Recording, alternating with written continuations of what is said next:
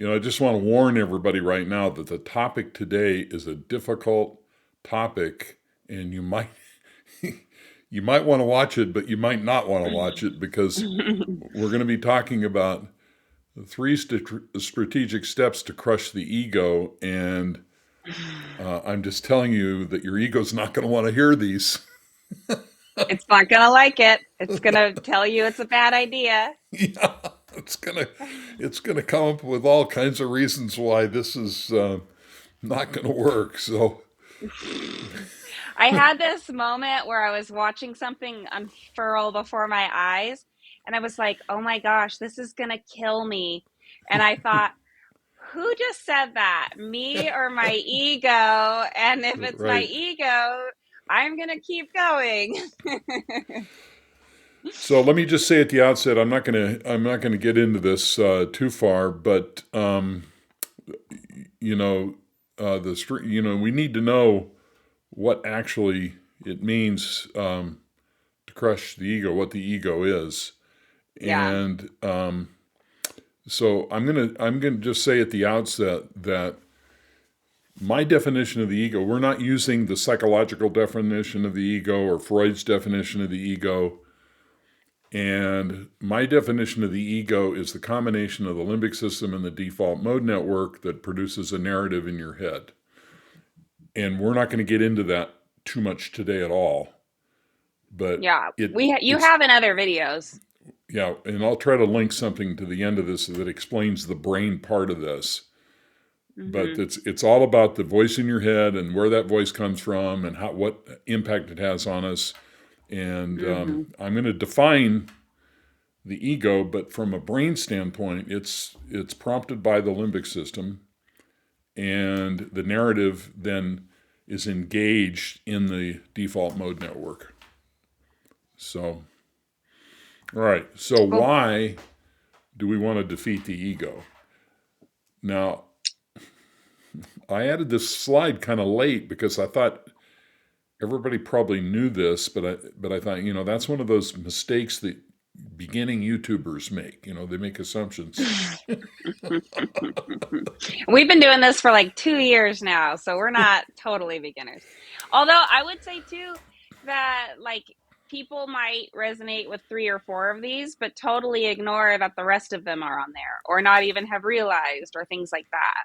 Yes, so that was my thought. So that's why I put this slide up. Yeah.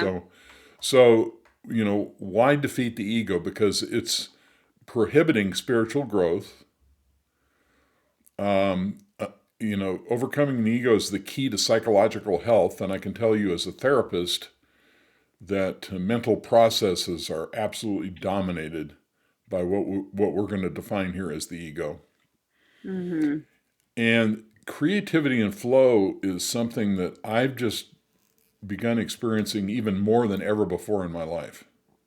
Hmm. And before we started recording today, we were talking about some work we were doing and how that flow and that creativity just seems to when you unblock yourself and all your agendas and Hmm. all your other nonsense, how that those things just start flowing into your mind. Right. Well, and like fear makes you feel like you have to defend yourself, right? Anxiety makes you feel like you have to plan. Like those are all things that keep you out of the moment, maybe, Right. as far as what's actually happening truly in front of you right now. Hmm. And so then you don't have the RAM to go into creativity as much. It reminded me of what you're saying. Reminds me of what happened about a month or two ago. Hmm. Um, you and I ran into a roadblock. I forget what it was, and I was upset, not with you, but just with the fact that we were kind of being stymied. Hmm. And I was laying in bed one night and I realized, wait a minute, my resistance to what was happening was the problem. Hmm. Yeah, And right.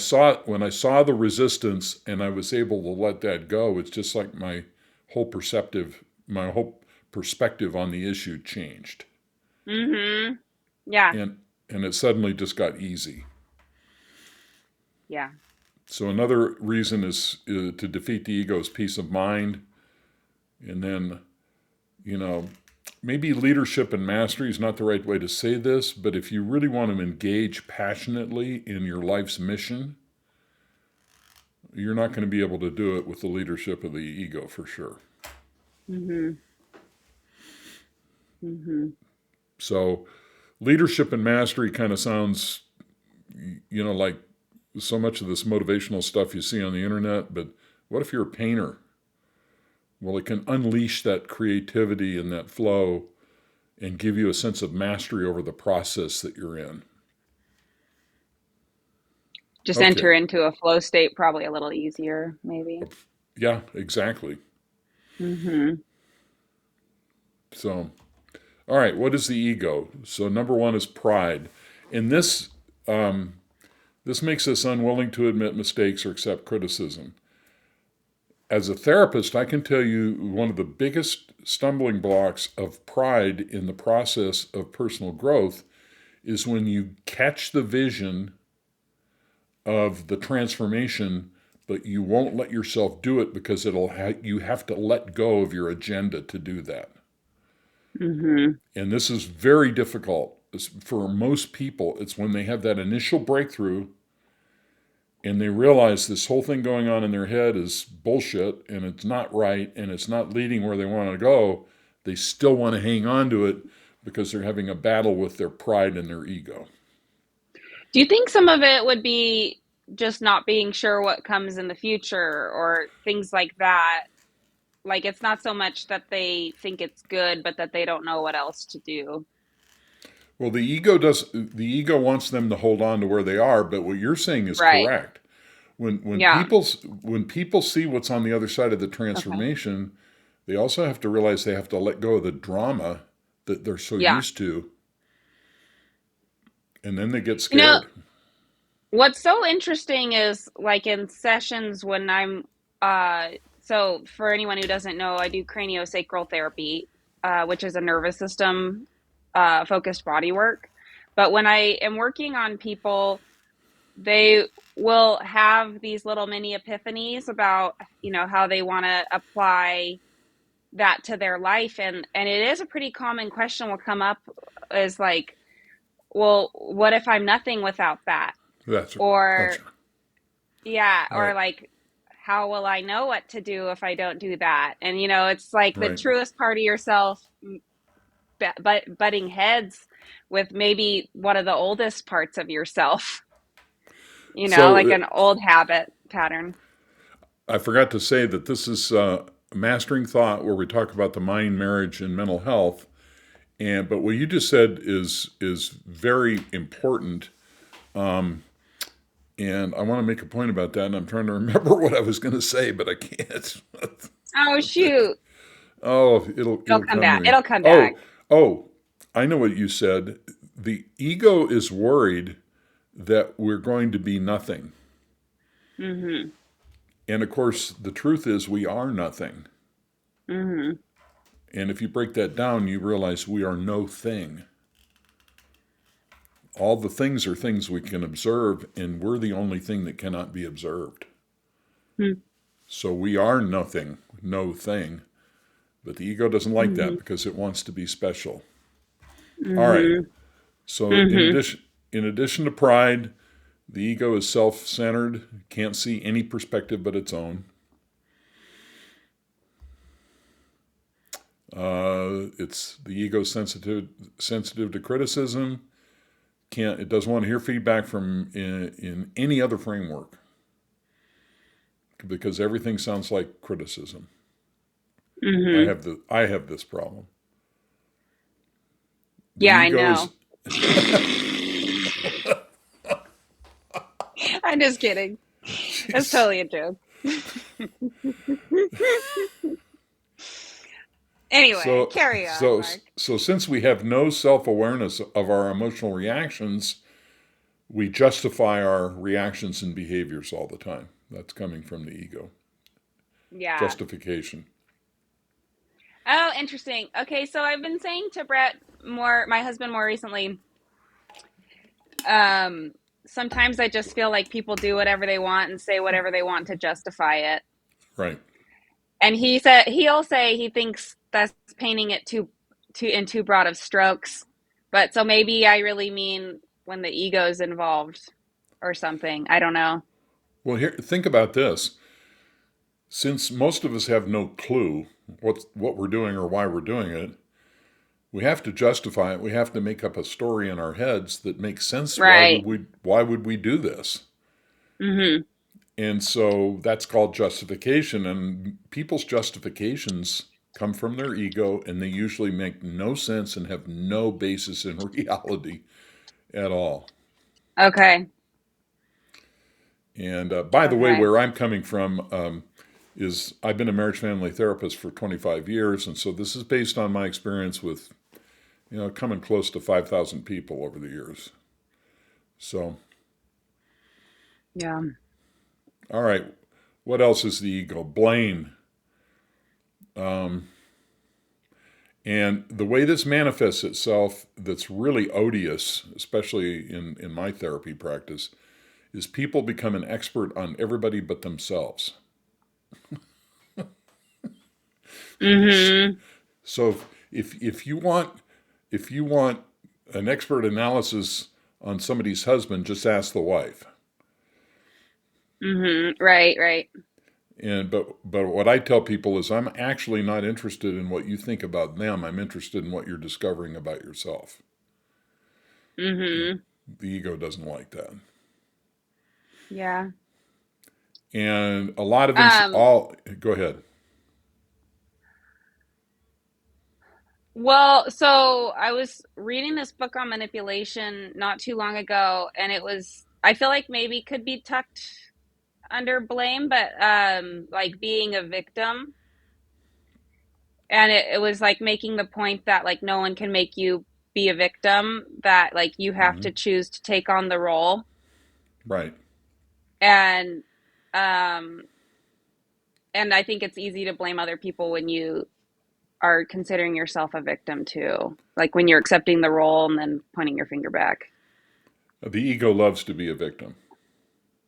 Yeah. And obviously there's like real circumstances where people truly are victims of things. I'm not talking about that, but I'm Right. more talking about an emotional reaction from maybe like a group dynamic or a relationship dynamic where you just don't like what's happening, and Exactly.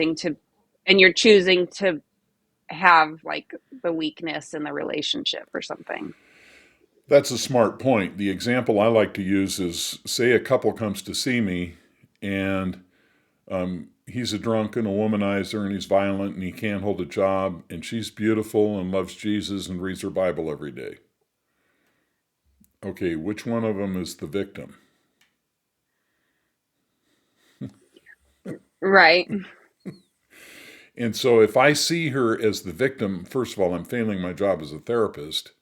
And I'm failing her because she needs to find out what was her agenda in being in this kind of relationship.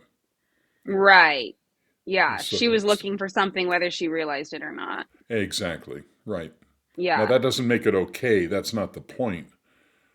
But if you want to grow spiritually and psychologically, you need to ask those questions.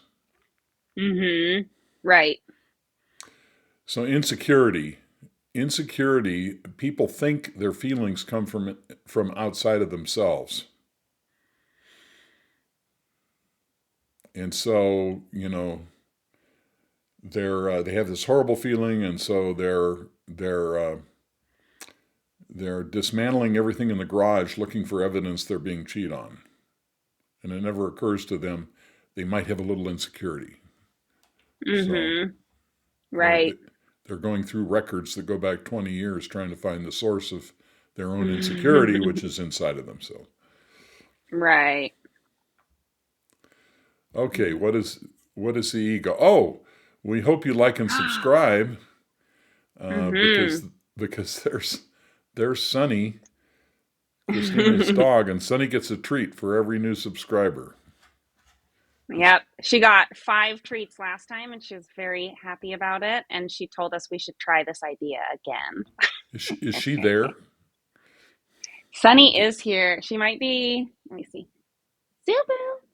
Oh, you know what she's done? She really likes to tuck herself under my bed, and she just lays under my bed. But we'll see if she'll come out for a treat. Well, that's all right. When she comes out, let us know. Okay. I'll just toss her a treat a little closer, and we'll see whenever she wants to make the move. Okay. All right. Sensitivity to criticism. We can't hear feedback in any other framework. I think we've gone over that, right? Yeah. Justification, have no self awareness of their emotional reactions, so it must be coming from outside of them.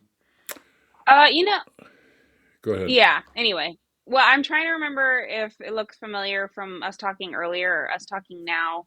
Oh, it may Did be. did we actually say, did we actually talk about sensitivity to criticism in depth in the last I, couple minutes? I don't think I so. don't think I don't think we did. I think you're right. I was thinking Yeah. of what our conversation before. Yeah. And some of them kind of have overlapping edges, it looks like. So what So, yeah, they do, but what I mean by this first bullet here is, and by the way, if there's anybody listening who understands how to do bullets in Apple Pages, I'd love to, because I get leave a comment below.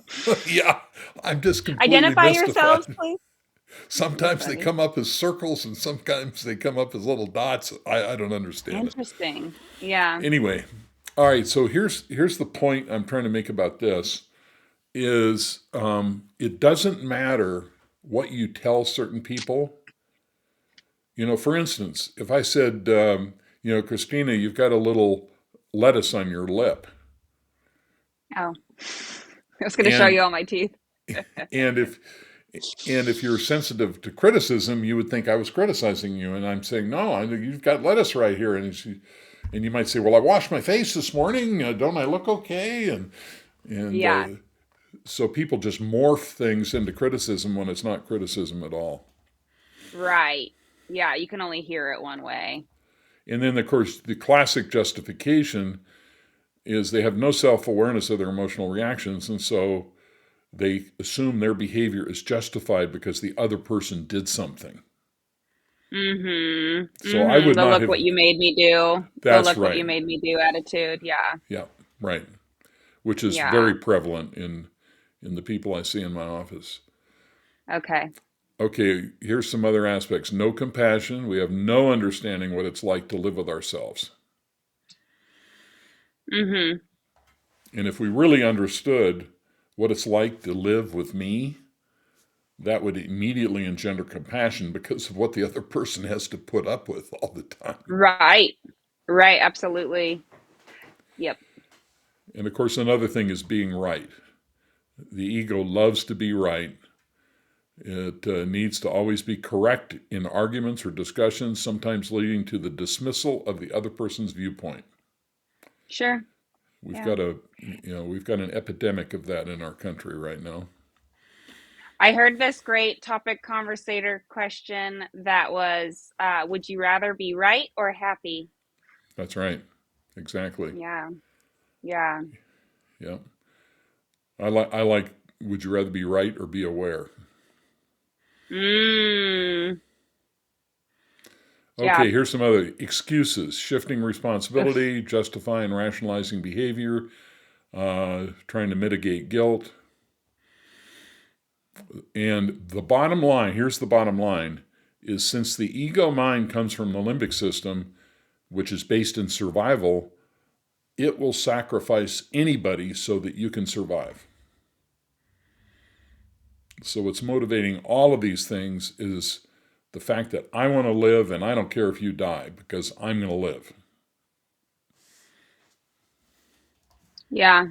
which is the all opposite of altruism. Right. Have Okay, you seen Inside Out too? I know. I don't think I have. It's um it's a Disney movie. Are you familiar with the Inside Out series at all? No. So, for you and anyone else that doesn't know, it's like inside of the mind. It's like a look inside of the mind of this girl, and at first she's a young girl, and then in the second one she's a teenager. But like different emotions control this panel that like probably initiates like a bio response, right? So when something's happy, they push a button and she feels happy. And there's another one that handles sadness. So when she pushes sadness, the girl feels sad, kind of a thing. But in the second movie, they had like all these new emotions that came with puberty, and anxiety was among them. And anxiety made it so that no one else could touch the panel, no one else could have any input, and that the girl that they were controlling never got to make her own choices because it was just shoving her around all the time. Oh, And so I don't know, it was just kind of it's an interesting allegory anyway. And I've had times where I when I have the clarity and from the awakening that your method helped me get, I remembered feeling like my whole body didn't like it when my ego was in control. The only thing that liked it was my ego. Even my body hated it. And interesting. that was such a sobering realization. You know how even if like the fantastical part of my mind is that's how it interpreted it to me so that I could understand. I'm willing to accept that idea, but it was interesting the way you wrote it too. Since the ego mind comes from the limbic system, it will sacrifice you so it can survive. And it's like, Yeah. yeah, we do not make our best choices when we're in our ego. We do sacrifice happiness, joy, productivity, whatever, trust sometimes, you name Hmm. it, all the things that a good relationship takes. Yep. And unfortunately, the worse our childhood background is, the bigger this problem becomes. Yeah, So people want to say it's politically correct not to admit the fact that socioeconomic circumstances make, you know, psychological and emotional issues worse, but they do. sure. They really Yeah. do. Okay. And it really isn't slanted like one way. I have yet to meet, you know, people who grew up where really truly being a healthy, well balanced person wasn't the apex of like their parents like teaching them how to live life. If other things were the focus, it kind of doesn't matter like how rich or poor you are. If your needs aren't being met, like you will have that sadness from your past. So True. yeah. Absolutely true. Okay, so now the before we get to that, so in summary, the problem is the ego is our personal relationship with the voice in our head. Hmm. And because we have a personal relationship with this voice, it controls us. And that's the leverage the ego has over us. All Hmm. right. So, how do we crush the ego? It seems like we took a long time to get here. I'm sorry. I think you were doing great. So, if you like this stuff we're talking about, we encourage you to join our online community. We're going to do a founders launch where our target is February 2025 right now. And we invite you to soar with us. Become a member of Thought Masters, become a founder. The founders are going to get some special privileges and activities, and that's going to be coming up. So, scan the QR code. The QR code will take you to, there'll also be a link down below, but the QR code will take you to a form, and it's a checklist, and the bottom of the checklist is I'm interested in the founders launch and want to be notified when that happens. So, okay. All right, so now this is where it really gets uncomfortable. So, step one in crushing the ego is radical acceptance. Now, this is a title I lifted from Tara Brach, who wrote a book called, I think it was called Radical Acceptance, Yeah. and which was a phenomenal book. And Hmm. I think that came out about 20 years ago. I'm not sure, maybe 15. I don't know Understanding and actually. understanding and accepting your current state including its flaws without judgment. Mm-hmm. So, what this means is accepting that the situation is painful and possibly unjust. Recognizing your feelings as valid is part of acceptance. Say to yourself, yes, this is unfair and it hurts, and I accept that this is my reality now. All suffering and human suffering comes from our inability to accept reality. Right. Now, as you were saying before we started recording, Christina, this does not mean you become a victim. It doesn't mean you take right action. This doesn't mean you necessarily don't fight back or have a plan to rectify the situation. But in the moment this happening, radical acceptance is an extremely powerful stance. Mm-hmm. She said that, oh, there's some analogy she gave that like patient, like if it was an eagle and the wings of the eagle that helped it to fly were like acceptance and compassion. Hmm. And that if you are supported by acceptance and compassion for yourself and the situation that you're in and the other people in the situation, that's going to take you a long way. Well, and you know, the New Testament says, turn the other cheek and love your enemies. Mhm. And that's about radical acceptance. Mhm. Okay, understand that while you can't control what happened, you can control how you respond to it. Right. This doesn't mean you agree with or condone the circumstances. It means you're choosing how to live with them. And I remember in my life when I was going Mhm. through a very difficult time, I was in a difficult circumstance, I would literally discipline myself almost on a daily basis that when these emotions of resistance and anger and frustration would come up, I knew that was my ego and that was just unacceptable for me. And I stayed with those feelings and those reactions, knowing that that was my ego that I wanted to defeat so I could move higher. Mhm. Mhm. So you Okay. would just like not try to shove them away, but get more curious about them and become more of an observer about them. Is that what you mean? No, what I'm saying is when in this particular case it was anger. When the anger would come up, I knew it was anger. I accepted that was angry, but it was really about feeling like I was a victim and feeling justified. Oh, And I was not going to to be allow angry. Yeah. myself to go into that space, Mhm. and that I was Mhm. open in that moment to be taught something about the situation that I could not see as long as I stayed angry. Mhm. Mhm. That makes sense. And Right. I'm telling you, it was almost like being refined in a fire Right. because all that had to melt away to get to the good stuff. Yeah. Well, and the concept of like the dust settling comes up to me too, and it's maybe like the sooner in that moment you could stop being mad, the sooner the dust could settle and you could like go from there too, as a supporting analogy to yours. I guess what I'm trying to say is I didn't like being angry, Mhm. but it was more important to me rather than overcoming the anger to learn what I was supposed to learn. Yeah. Yeah. Right. So people ask me Yeah. all the time, you know, they're in a situation in a relationship, it's not good, things are happening, and they ask me, should I leave? And my answer is, have you learned what you're supposed to learn? Mhm. It's a tough question. Mhm. Okay, step two. Step two is extreme accountability.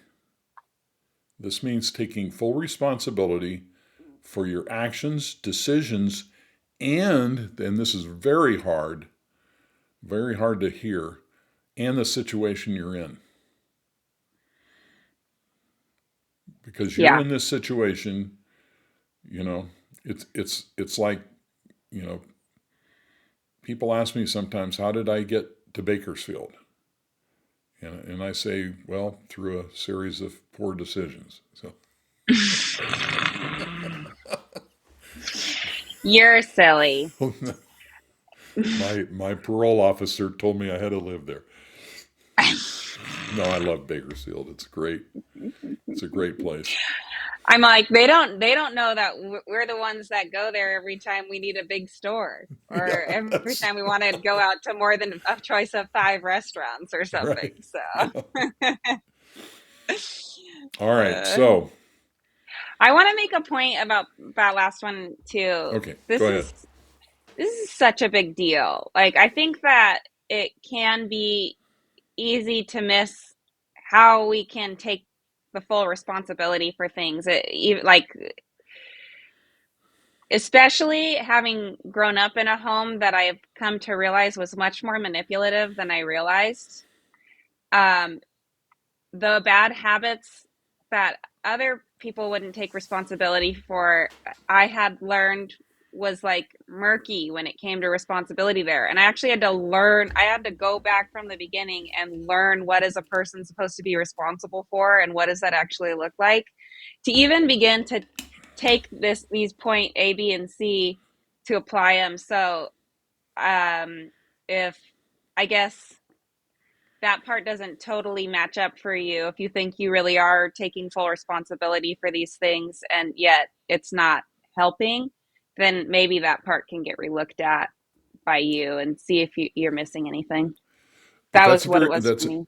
that's an interesting point that you said is a lot of times our goal is not to learn what we're supposed to learn, it's to make the situation change. And the ego is not interested in the present moment at all. It always wants a different or better moment. Mm-hmm. Mm-hmm. Okay, next. So ask these 3 questions to take full ownership for the situation. And these are hard questions. What does it say about me that I'm in this situation?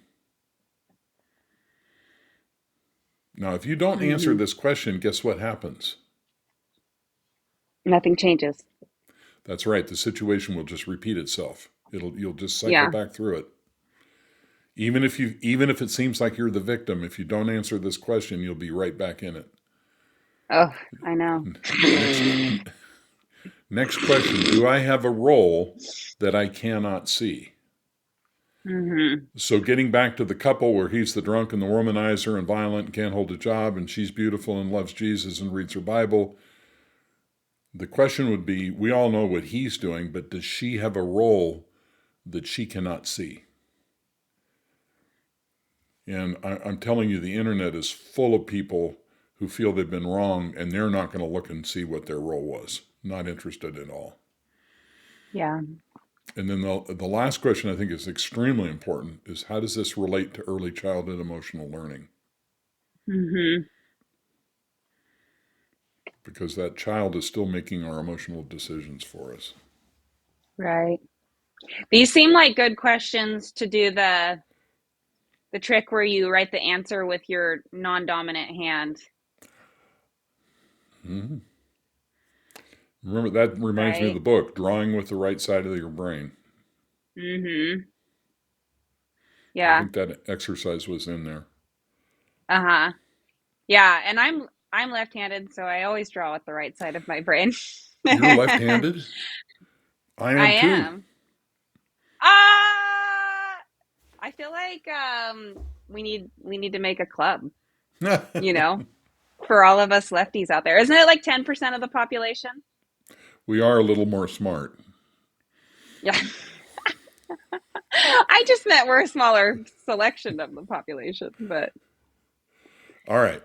are you you're saying we're 10% of the population and the 10 best percent of the population? Is that There what you you're go. saying? We're special. We're very special. If you're left-handed, put a hand in the comments. All right, step 3, relentless self-examination.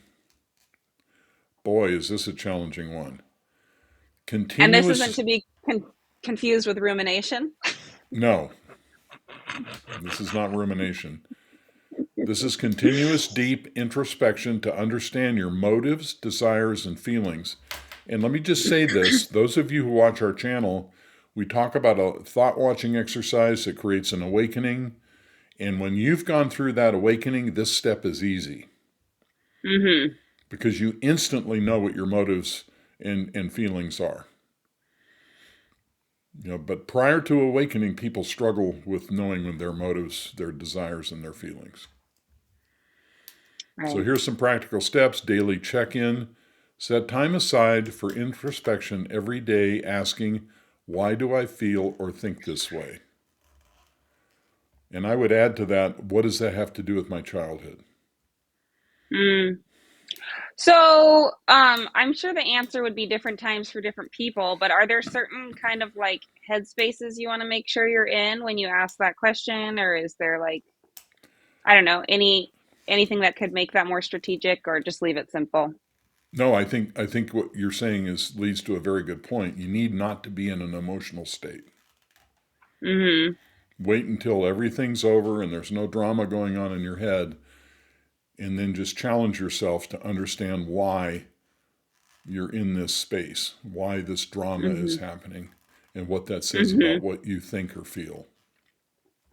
And would this be another time that you would invite people to not come up with the answer themselves, but to wait for an answer to float up? Yes, that's right. In other words, pose the question and just let it hang in the air. Mm-hmm. And as you and I have talked numerous times on the channel, the answer will just come to you because Yeah. the non-conscious part of your brain will answer these questions. Yeah. Sometimes when I'll do something similar to this on my own, and I have to add for myself, I think specifically, like, please don't have ego answer this. Like, no ego, no ego, no Right. ego. And I almost feel something like drain out of my head down my midline. But I mean, that's an aside. But it does seem to change the answers that my brain grabs or something. I don't know. Hmm. Just, I No, I guess, just think, clears me for listening better or something. well, it clears you for the truth. Yeah. Because if the ego is going to answer the question, it's not going to be true. Yeah, probably not. The ego doesn't have a relationship with the truth. Yeah. All right. Yeah. It's just got goals. It's got It's its got own goals. goals. That's right. It wants to be special. It wants to Hashtag hustling. survive. So questioning Hashtag norms, daily grind. challenging your beliefs and habits regularly to see if they serve your growth. Yeah. And learning from others, observe how others handle similar situations or learn from their biographies. I think that's actually very powerful to read the biographies of Mm-hmm. amazing people. You find some very Absolutely. interesting things. Absolutely. You're Okay, not the only one who's been where you are. are we ready for the next step here? I am. What is it? So the benefits of relentless self-examination are wisdom. I absolutely believe this. Humility Yeah. and adaptability in personal and professional lives.